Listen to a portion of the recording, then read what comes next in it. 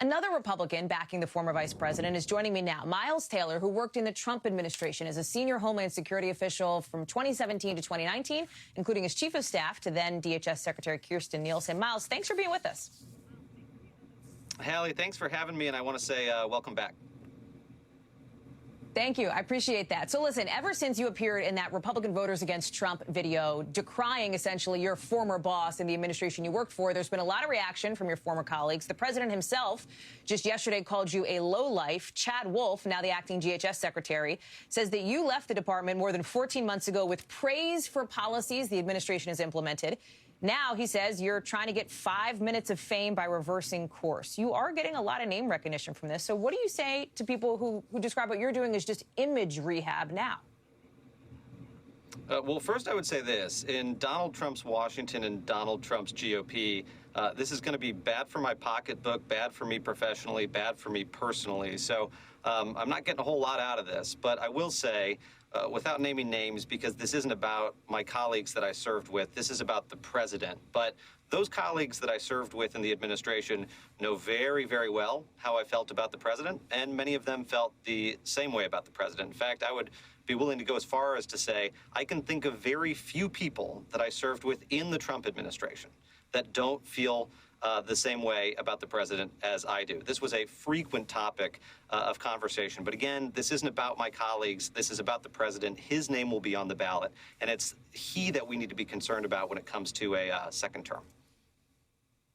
Sure, his policies will be on the ballot as well, including, for example, the family separation issue that came up a couple of years ago while you were working at DHS. DHS was involved with that, Miles. We know that. I sat in briefings with your former boss talking about this, defending this.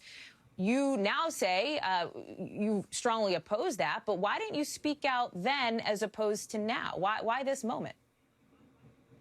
Well, what I'm really hoping is going to happen in the next couple of weeks, Hallie, is I hope the American people are going to hear a lot more about this story and what was happening behind the scenes. Now, I will say I wasn't part of developing the zero tolerance policy. I was in a different job advising John Kelly on counterterrorism while it was being developed. But I did step into the deputy chief of staff role as the policy was being executed. And what I can tell you was happening behind the scenes is that Secretary Nielsen and others were saying, we are not ready to do this. We don't have the ability from a logistics perspective to actually prosecute people and rapidly make sure children are reunited with their parents. She was overruled in the interagency, and a predictable disaster unfolded. But Hallie, this is exactly what we've come to expect in a Donald Trump administration, is the tone set at the top leads to bad policies down at the bottom. Now, fortunately, that policy was appropriately halted. I think what's more alarming is that every single month after we halted that policy, the president would tell us he wanted to restart it, and not only restart it, he wanted to expand it and actually go further and deliberately rip children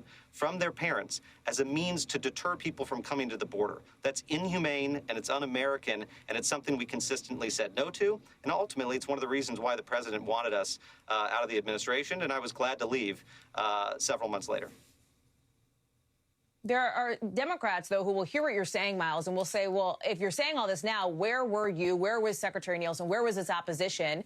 Not just with you and your boss, but with other administration officials who have since come out critically. Where was this years ago? So why should voters listen to the message that you're delivering now for Republican Voters Against Trump and for others? Why should they believe that you have some credibility here?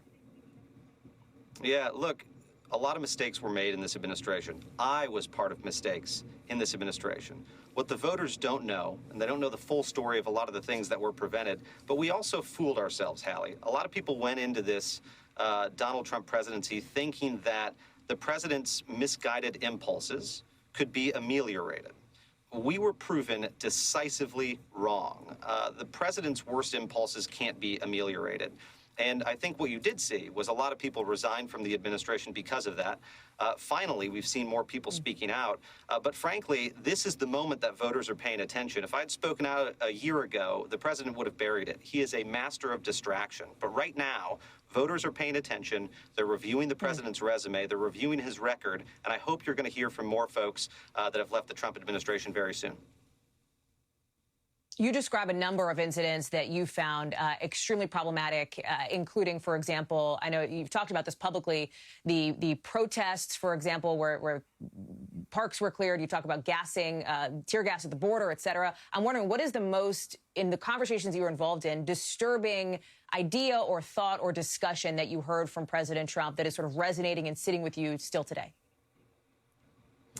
We could probably go on for days about that. Although I'm going to tell you one thing that just popped into my head, Hallie.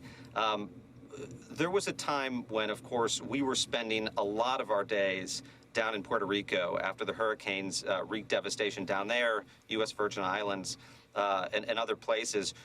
There was a trip that we made down there in August of 2018, and I remember before we went, the president said something, and your viewers are going to be somewhat familiar with this. The president's talked before about wanting to purchase Greenland, but one time before we went down, he told us not only did he want to purchase Greenland, he actually said he wanted to see if we could sell Puerto Rico. Could we swap Puerto Rico for Greenland? Because in his words, Puerto Rico was dirty and the people were poor. These are Americans, Hallie. And we don't talk about our fellow Americans that way. And the fact that the President of the United States wanted to take a U.S. territory of Americans and swap it for a foreign country.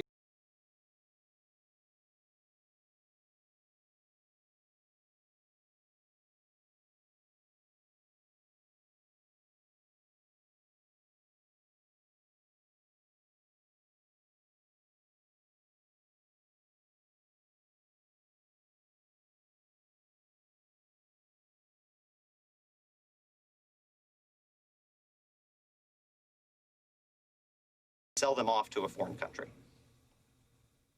Miles, before I let you go, you alluded to, I believe, the idea that former colleagues of yours, people currently working in the administration, may be trying to retaliate somehow against you now that you're speaking out.